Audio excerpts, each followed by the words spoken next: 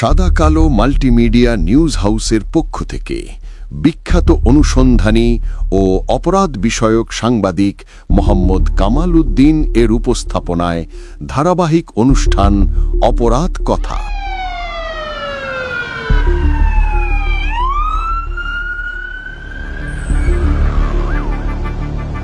এবার আরও নতুনভাবে মাঠের বাস্তব অভিজ্ঞতা, তদন্তের নেপথ্য কাহিনী, অপরাধ জগতের অজানা দিক সবকিছুই তুলে ধরা হবে তথ্যভিত্তিক ভাষ্যে, সরাসরি সত্যের আলোকে। সাহস, অনুসন্ধান আর নির্ভুল তথ্য, এই তিনটি শক্তিকে ধারণ করেই এগিয়ে যাচ্ছে অপরাধ কথা। সাদা কালো মাল্টিমিডিয়া নিউজ হাউস, সত্যের পাশে, আপনার পাশে। সুপ্রিয় দর্শক, আমন্ত্রণ জানাচ্ছি আমার আজকের কথা টিভি তথা চট্টল চিত্রের মাল্টিমিডিয়ার অনুষ্ঠান দেখার জন্য। এই মাল্টিমিডিয়ার অনুষ্ঠান আমরা পরিচালনা করি সাদা কালো নিউজ হাউস থেকে বা সাদা কালো মাল্টিমিডিয়া নিউজ হাউস থেকে। আজকের আলোচনা অবশ্যই একটি গুরুত্বপূর্ণ আলোচনা।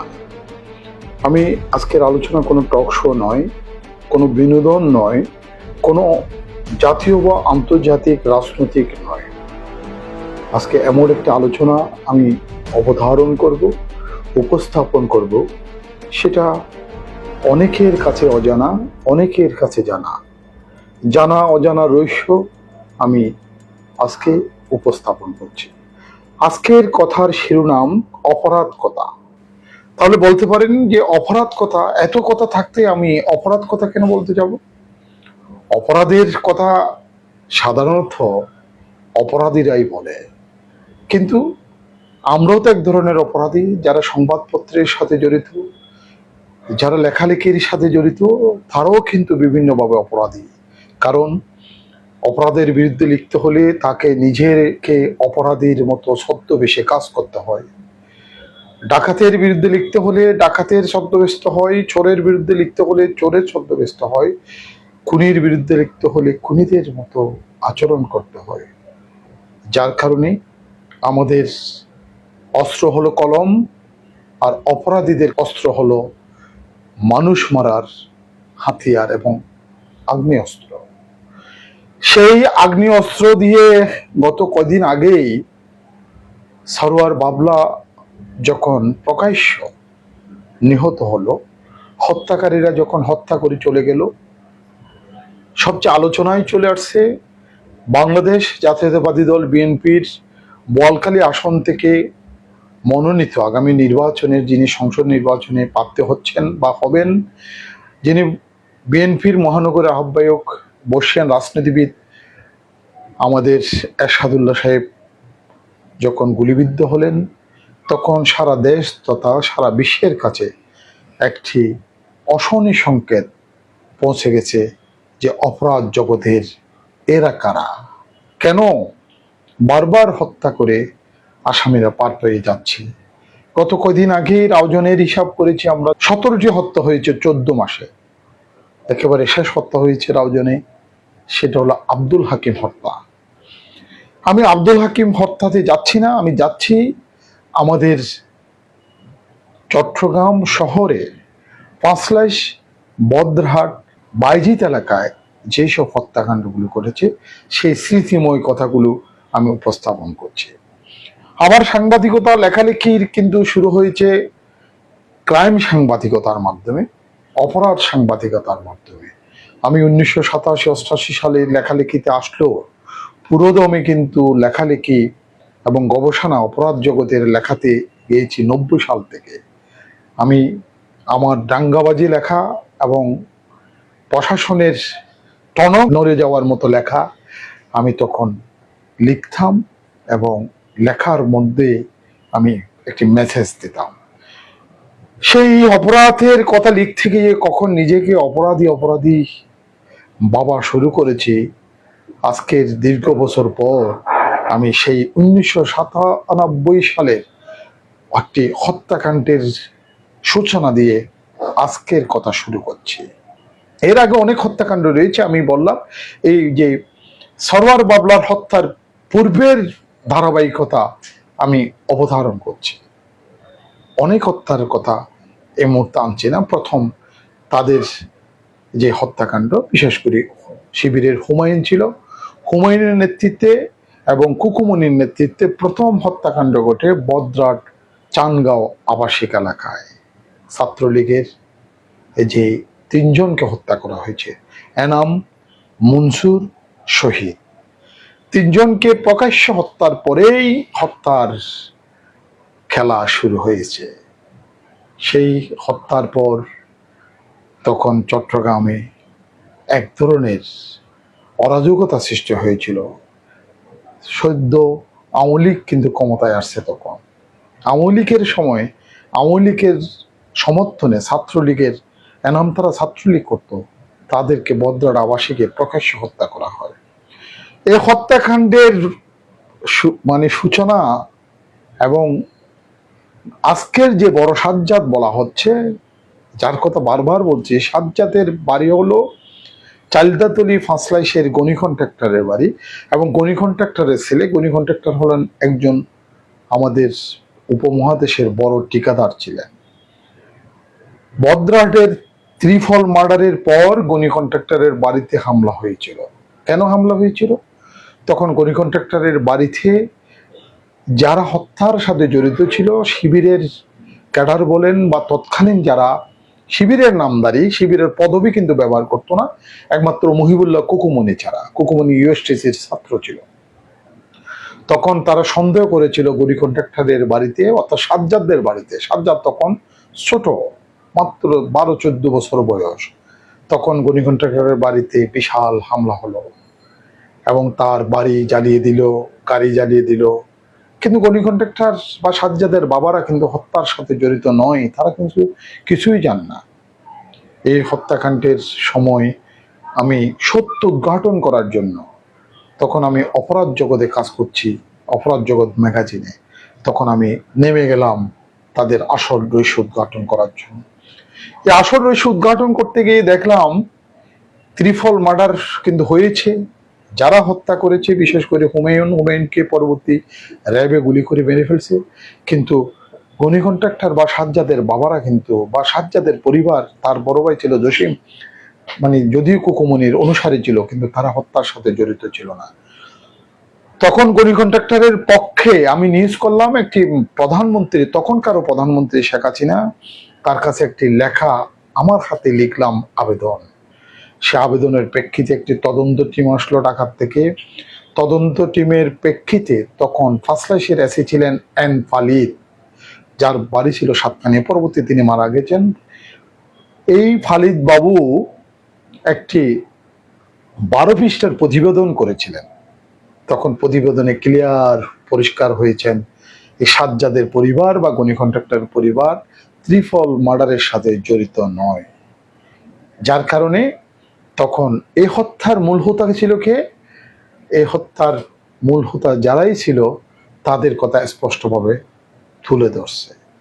এই 12 পৃষ্ঠার প্রতিবেদন যখন গনি কন্ট্রাক্টরের পক্ষে বা সাজ্জাদের বাবার পক্ষে যখন প্রধানমন্ত্রীর দপ্তরে ফালিদ বাবু জমা করলেন, তিনি ফাঁসলাইশের এসি হিসেবে, সহকারী কমিশনার হিসেবে, তখন কেঁপে গেলেন আরেকজন, যিনি এখন আমাদের মাঝে নেই। তিনি হলেন লিয়াকত আলী খান, তখনকার কমিশনার বা কাউন্সিলর।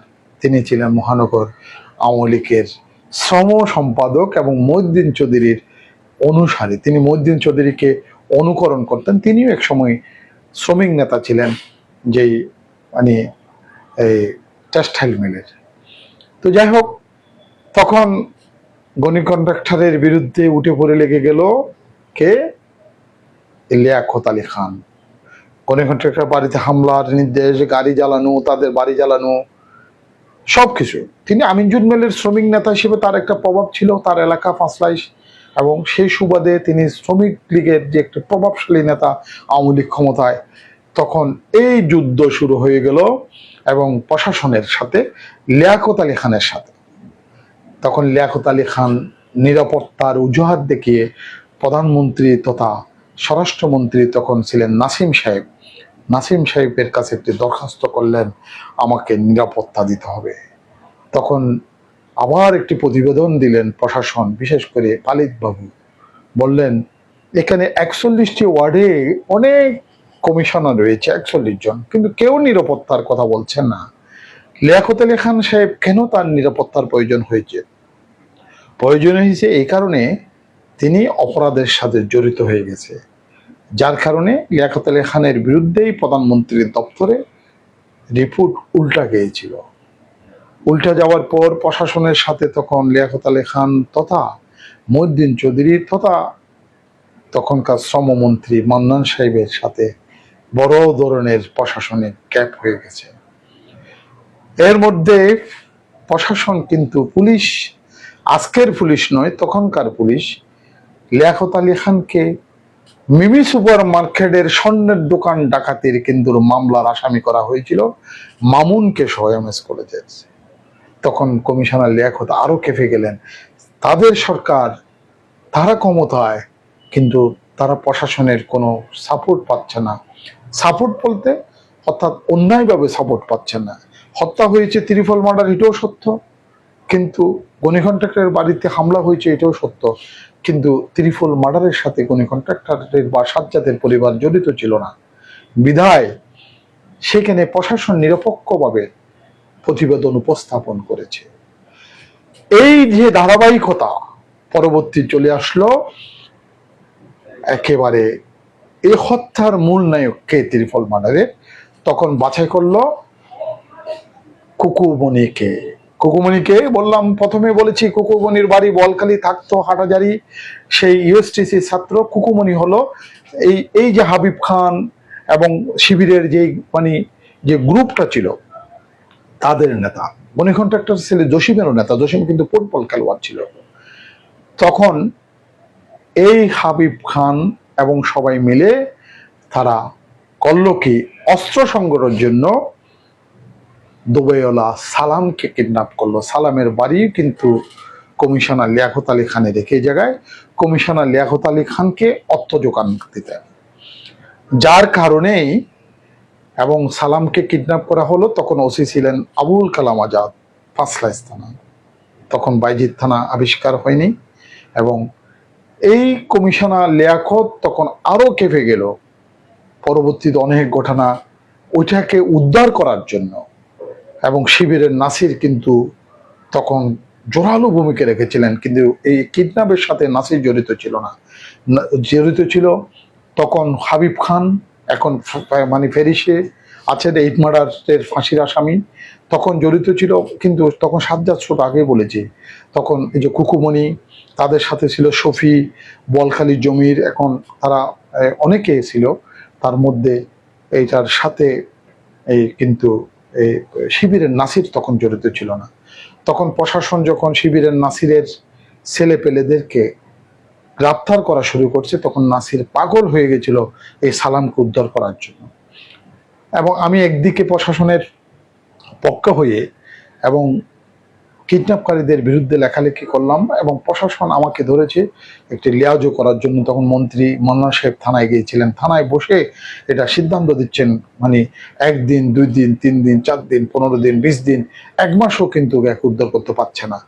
এই যে সালামকে, পরবর্তী সালামকে উদ্ধার করা হলো। সালামকে উদ্ধার বলতে প্রশাসনের আন্ডারস্ট্যান্ডিং এর মধ্যে উদ্ধার করা হলো।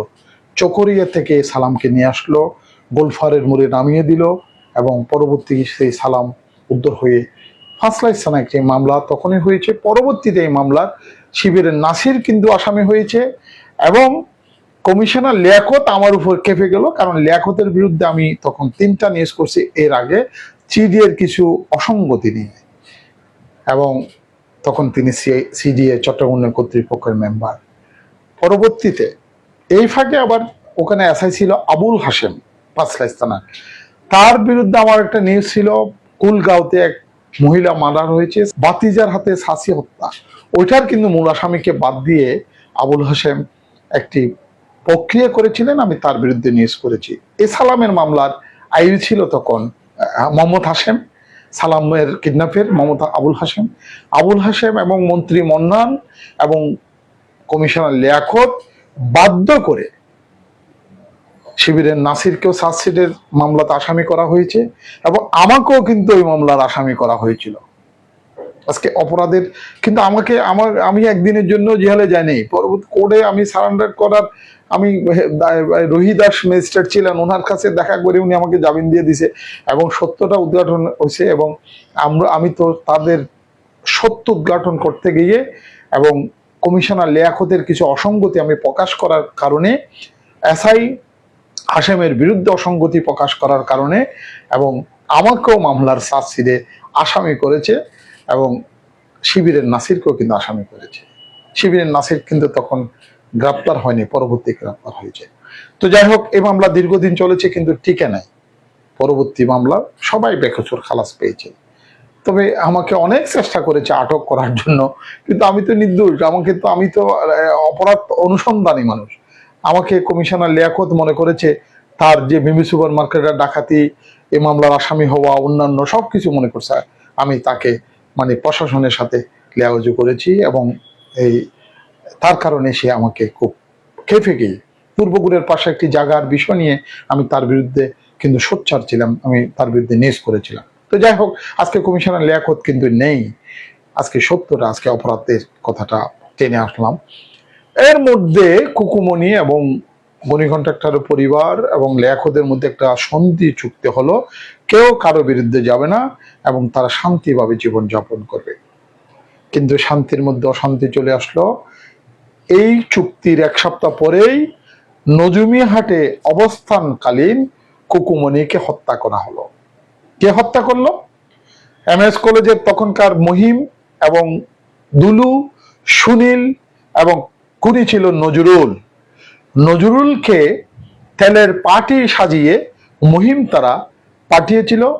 টুটুল ছিল কুকুমনির বডিগার্ড, আবার টুটুল ছিল কমিশনার লিয়াকতের বাকিনা এবং কুকুমনিকে হত্যা করে টুটুলকে মহিমের গ্রুপ, বিশেষ করে নজরুল নিয়ে আসার কারণেই তারা ধরে নিছে এই হত্যাকাণ্ড, কুকুমনির হত্যাকাণ্ড কমিশনার লিয়াকত করিয়েছে। এই কমিশনার লিয়াকত হত্যার তখন খেপে গেল, কিন্তু লিয়াকত কিন্তু এই হত্যার সাথে জড়িত নয়। আমার অনুসন্ধানে তখন রিপোর্ট ছিল, কারণ কমিশনার লিয়াকত এই কুকুমনি হত্যার বিষয়ে কিছুই জানতো না, কারণ সে তো আপোষ করে বলছে। কিন্তু কে বুঝবে এই কথাটা? যেহেতু কুকুমনি হত্যা হওয়ার পর, মার্ডার হওয়ার পর, তখন তো তার গ্রুপের সবাই খেপে গেছে। তারা ধরে নিয়েছে যে একমাত্র কমিশনার লিয়াকত ছাড়া এই কুকুমনিকে হত্যা কেউ করতে পারে না। যার কারণ হলো কমিশনার লিয়াকতের আপন ভাগিনা, আপন না হলেও খুবই ঘনিষ্ঠ ভাগিনা টুটুল ছিল কুকুমনির বডিগার্ড এবং টুটুলেই হত্যার পরিকল্পনা করেছে এবং হত্যাটার সরাসরি গুলি করেছে নজরুল, খলিফা নজরুল বলে, তার বাড়ি চকুরিয়া, এখন সে আছে। সে অসংখ্য হত্যার সাথে জড়িত, সেই কোনো না কোনোভাবে বেঁচে গেছে দুলু সুনীলের নেতৃত্বে, বিশেষ করে মহিমের নেতৃত্বে।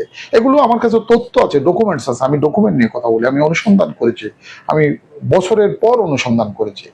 এখন কমিশনার লিয়াকতকে তারা হত্যার জন্য একটি ফরমাল জারি করলো। কিভাবে? কুকুমনিকে যখন ফেরোডের ময়দানে জানাজার জন্য আনা হলো, তখন কুকুমনির লাশ ছুঁয়ে সবাই শপথ করলো কুকুমনি প্রতিশোধ 4 দিনের মধ্যে নেবে কমিশনার লিয়াকতকে হত্যার মাধ্যমে। লিয়াকত বেচারা কিন্তু কিছু জানে না, তার মৃত্যুর কিন্তু ঢঙ্কা বাজছে।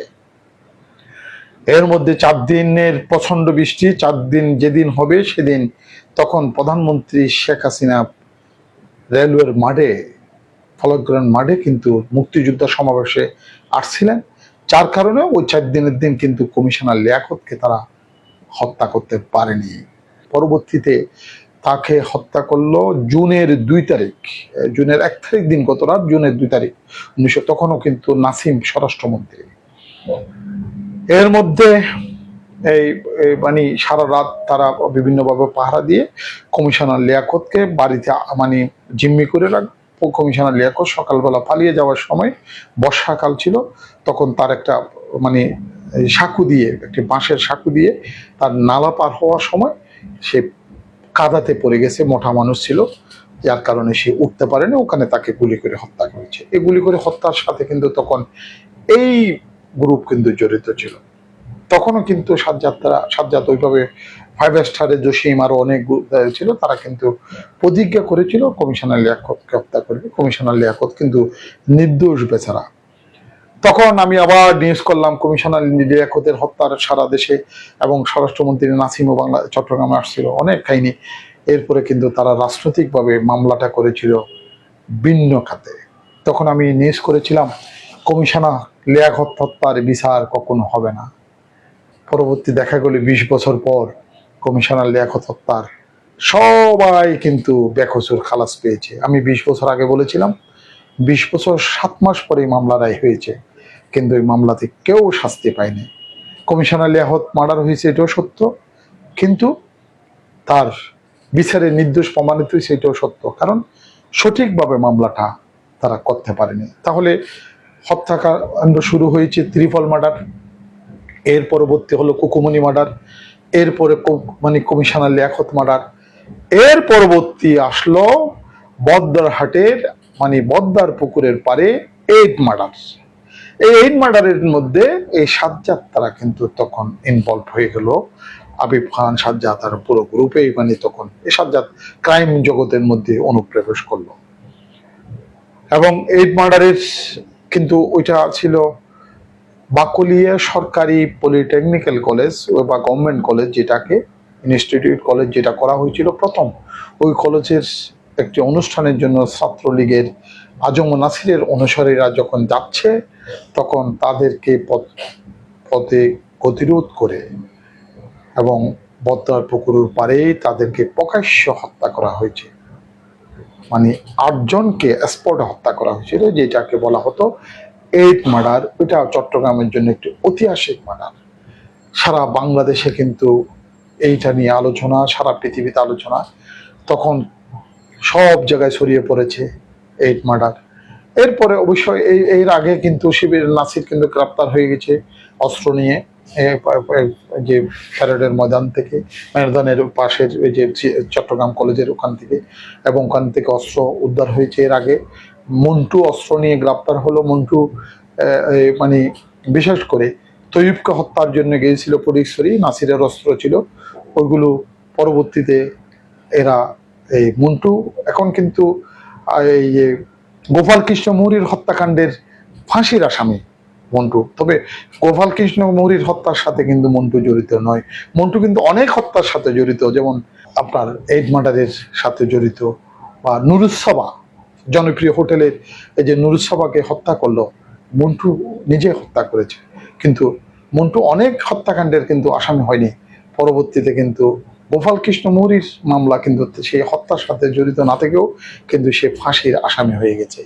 মন্টু পরবর্তীতে এর আগে কিন্তু ওই তৈয়ব হত্যাকাণ্ডের যে অস্ত্র নিয়ে গেছিল, অস্ত্রগুলো নিয়ে গ্রেপ্তার হয়েছে। এই যে ক্রাইম জগতের রিসার্চ করতে গিয়ে আমি দেখেছি যে তারা যে কত নিষ্ঠুর, এবং এই হত্যাকাণ্ডের রহস্য উদ্ঘাটন করতে গিয়ে আমি কিন্তু তখন হোটেল 4 স্টারের 214 নম্বর রুমে থাকতাম। এবং এক পর্যায়ে এই মানে সালাম কিডন্যাপের পরে হুমায়ুন এবং তাদের গ্রুপ কিন্তু AK-47 নিয়ে আমাকে গুলি করতে গেছে। আমি কিন্তু 5 মিনিটের জন্য বেঁচে গেছি। আমার রুমে ব্রাশ করে কিন্তু কিছু রাখে নাই। আমার বন্ধু ছিল কখন পরবর্তী স্ট্রোক করে মারা গেছে। এটা বৈঠক ছিল বদ্রাডের মুজিবের বাসায়।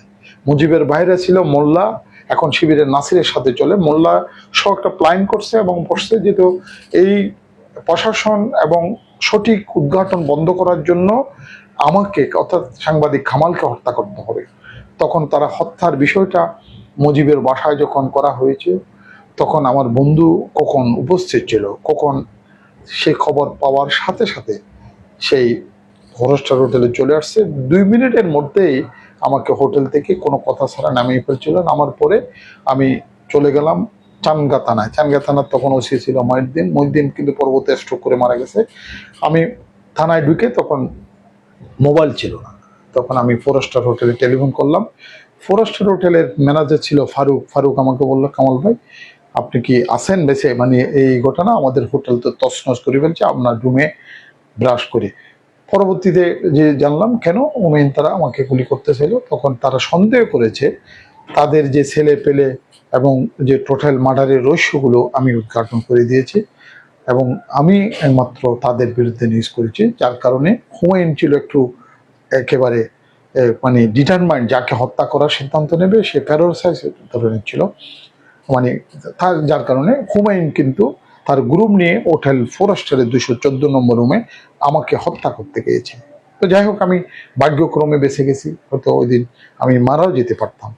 পরবর্তীতে সেটা কিন্তু নাসির তখন কিন্তু অ্যারেস্ট হয়নি, গ্রেপ্তার হয়নি। নাসির কিন্তু পরবর্তীতে সেটা বুঝতে পেরেছে এবং বিশেষ করে জমির বলখালির এখন সৌদি আরবে আছে, তারা সর্বটি করলো, বলে কি আমি তো আমার কাজ করেছি, যেহেতু আমি তো আমার এই তথ্য সংগ্রহ করে আমি নিউজ করেছি, বিশেষ করে তখন অপরাধ জগতের একেবারে আমরা, এরপর আমি খবরের গ্রুপে কিন্তু জয়েন করেছি, ওখানেও কিন্তু আমি ধারাবাহিক লেখক হত্যার সময় কিন্তু আমি খবর গ্রুপে তখন এই এই যে আমাকে যে ঘটনার টাইমের মধ্যে সালাম হত্যার টাইমে কিন্তু আমি অপরাধ জগতের কিন্তু তখন মানে অনুসন্ধানী নিউজগুলো আমি করতেছি।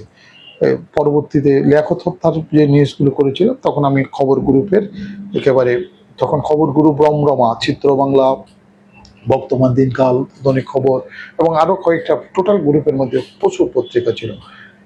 এই যে রহস্য উদ্ঘাটন, এর পরবর্তীতে এই যে ঈদ মার্ডার হলো, ঈদ মার্ডারের পরে যারা চলে গেল এই সাজ্জাদকে এবং এবং যে আজকে যে ফাঁসির আসামি হয়ে তারা দেশের বাড়ি চলে গেল, টুটুল দেশের বাড়ি চলে গেল এবং এই যে তাদের প্রতিদ্বন্দ্বী যারা ছিল যেমন মহিমকে র্যাবে পরবর্তী 2004 সালে র্যাব গঠনের পরে তাকে র্যাবের মাধ্যমে ক্রস ফায়ার করা হলো।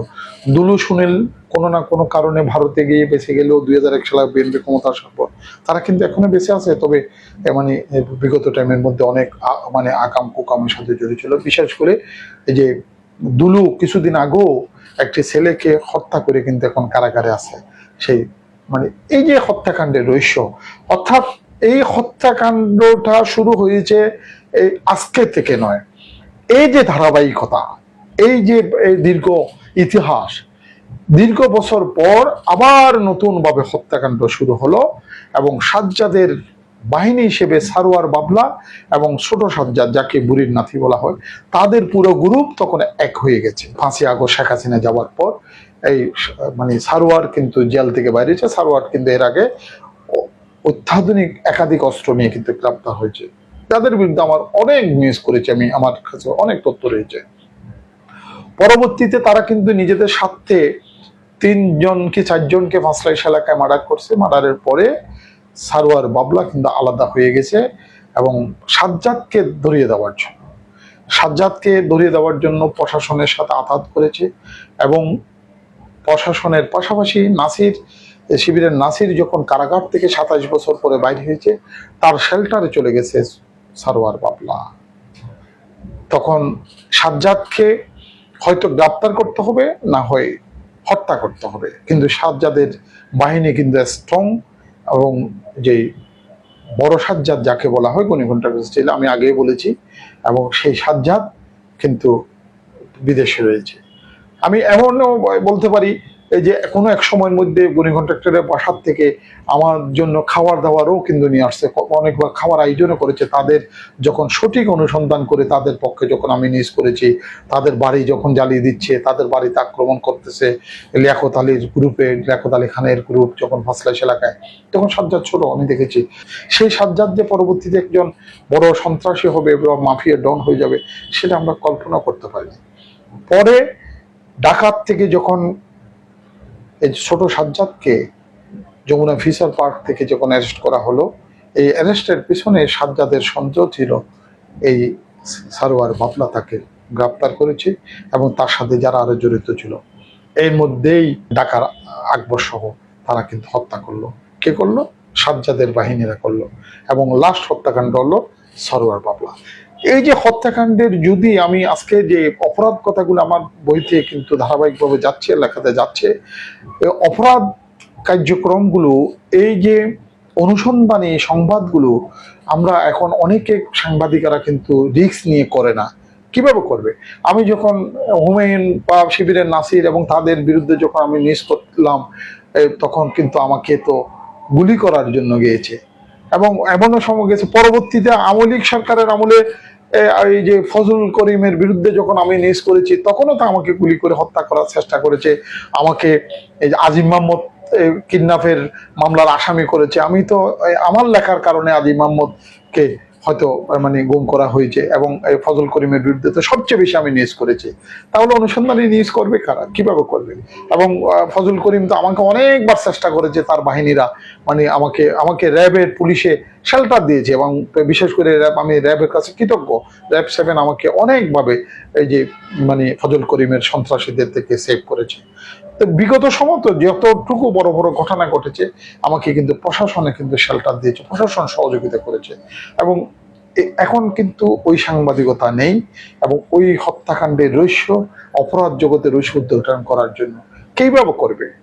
এখন যে হত্যাকাণ্ডের প্রতিযোগিতা চলছে, এবং এখন ভাড়াটিয়া হত্যাকারীরা কিন্তু হত্যা করে চলে যাচ্ছে, এবং তাদের বিরুদ্ধে যদি সঠিক তথ্য দিয়ে লেখা হয়, কিন্তু কালকে দেখা যাবে আমার লাশ রাস্তায় পড়ে থাকছে, বা আমার বাসাতে আক্রমণ হবে, বা আমার অফিসে আক্রমণ হবে। আমি আমার দীর্ঘ 30-35 বছরের ক্রাইম জগতের যে অনুসন্ধানী সংবাদে আমার অনেক ইতিহাস রয়েছে, যে সাহসের সাথে আমি কাজ করেছি, আমরা কাজ করেছি। এখন কিন্তু অনেকেই কিন্তু কাজ করবে না। হয়তো আজকে আমার এই কথাগুলো কিন্তু ধারাবাহিকভাবে যাবে, আমার বইতে লেখা হয়েছে অপরাধ কথার ধারাবাহিকতার কিন্তু অনেক কাহিনী রয়েছে। আজকে আমি শুধু ত্রিপল মার্ডারের মাধ্যমে বদ্রারের হত্যা এবং সরওয়ার বাবলার হত্যার যে মানে শেষ সমাধির মাধ্যমে আমি কিন্তু কিছুটা অপরাধ জগতের যে অনুসন্ধানী সংবাদের কিছু কথা বললাম। এই কথাগুলো কিন্তু হয়তো অনেকেই আমাকে অন্যভাবে অপরাধী বলতেও পারে। আগেই বলেছি, অপরাধের সংজ্ঞা, অপরাধের যদি সংবাদ, অপরাধের তথ্য নিয়ে যদি কেউ লিখতে হয়, নিজেকে কিন্তু অপরাধের সাথে সামিল করতে হবে, না হয় অপরাধ উদ্ঘাটন করা যাবে না। হয়তো এই অপরাধীদের পিছনে আমার অনেক শ্রম দিতে হয়েছে, অনেক মেধা প্রয়োগ করতে হয়েছে, অনেক রিস্ক নিতে হয়েছে, অনেক জীবনের কিন্তু মায়া ছেড়ে দিয়ে কিন্তু আমি তাদের পিছনে কাজ করেছি। আজকেও আবার যদি আমি লিখতেছি, এখনো সঠিক তথ্য মানে উদ্ঘাটনের জন্য যদি সত্যিকারে যদি নির্ভীক সাংবাদিকতা, অপরাধ অনুসন্ধানী সাংবাদিকতাও যদি করতে পারে, প্রশাসন যদি একজন সাংবাদিককে নিরাপত্তা দিতে পারে, সুরক্ষা দিতে পারে, তাহলে সঠিক তথ্য একমাত্র সাংবাদিক বা সংবাদপত্রের কর্মী উদ্ঘাটন করতে পারবে। অনেক হত্যাকাণ্ডের রহস্য প্রশাসন আমাদের কাছ থেকে নিত, এবং সিআইডি, ডিবি আমাদের কাছ থেকে বিশেষ করে তথ্যগুলো অনুসন্ধানে আমরা চেষ্টা করতাম নিরপরাধী মানুষ যেন হয়রানির শিকার না হয়, এবং সঠিক হত্যাকারীদেরকে চিহ্নিত করা হয়। হত্যা রহস্য, হত্যা কেন হয়েছে, কিভাবে হয়েছে, কারণটা কি, হত্যার সাথে জড়িত কি, বেনিফিশিয়াল কারা, আমরা ওইটাও অনুসন্ধান করতাম। এখানে এই যে ত্রিফল মার্ডার, কমিশনার লিয়াকত হত্যাকাণ্ড এবং কুকুমনি হত্যাকাণ্ড, এর পরবর্তী এই যে এইড মার্ডার, এর পরবর্তী যে এই যে এর অনেক বছর পরে এসে এই যে 5 জন মার্ডার হলো, ওই সারোয়ার বাবলা সহ, ঢাকায় একবার সহ, এগুলোর কিন্তু যদি সঠিক অনুসন্ধান করা হয়, তাহলে গলত হলো রাজনৈতিক উদ্দেশ্যে, ব্যক্তি পারিবারিক উদ্দেশ্যে, নিজেদের আধিপত্য বিস্তারের উদ্দেশ্যে যারা এই কাজগুলো শুরু করেছিল তারাই কিন্তু দায়ী।